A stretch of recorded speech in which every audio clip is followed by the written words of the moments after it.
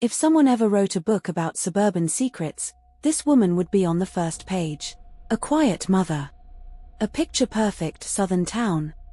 A PTA queen who cut the crust off sandwiches and organized bake sales. Walking into a secret meeting behind a mall. Between picking up socks for her kids' track meet and prepping dinner. She arranged to meet a stranger who promised to fix everything. This isn't a movie. This isn't an actress.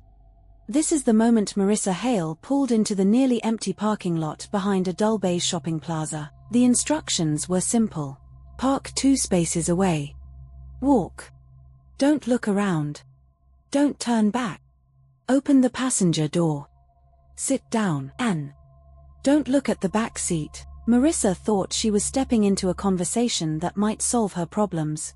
But when the door clicked shut, she realized someone in the back seat was already breathing quietly, watching her.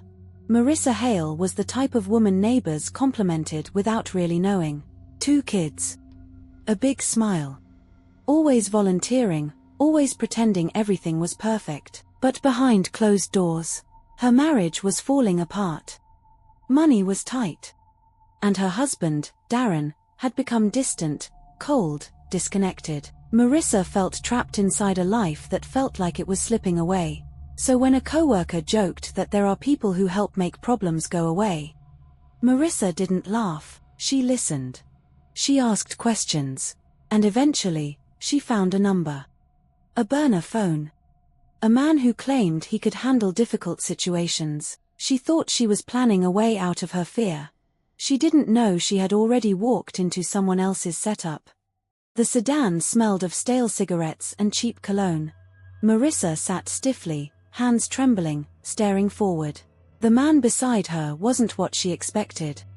Calm, polite, almost rehearsed. "Who's the problem?" he asked. She hesitated. Then whispered, "My husband." The man nodded slowly, like he'd heard this exact request before.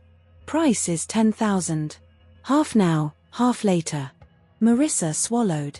She didn't have that much. But she had saved enough to make a deposit. He held out a gloved hand. She reached for her purse. And from the back seat, a second voice whispered, "Don't move." Marisa froze. Someone else was in the car. Someone she never knew existed. The man in the back seat leaned forward slowly. A badge glinted under the streetlight. Not a fixer. Not a criminal. Undercover police. Marissa's entire world dropped out from under her. The man beside her exhaled like the moment he'd been waiting for finally arrived. "Marisa Hale, you're being detained for attempting to arrange harm." She tried to speak, but nothing came out. She wasn't violent. She wasn't dangerous.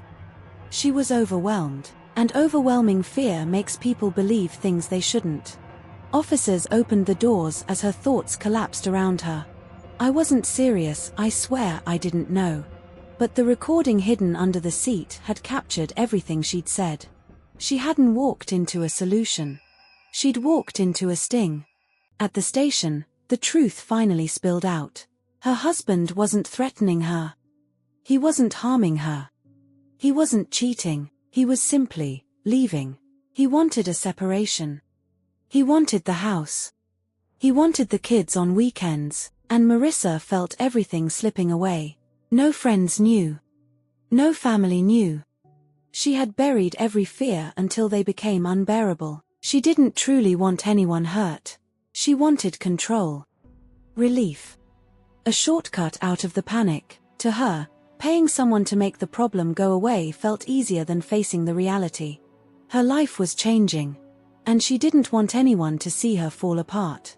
Marisa Hale never met a dangerous criminal.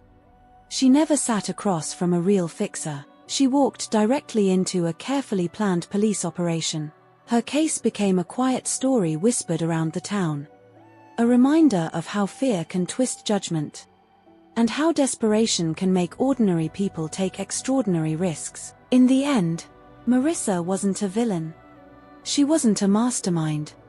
She was someone who drowned in her own panic and reached for the wrong lifeline. Sometimes the darkest stories don't happen in big cities or crime hotspots.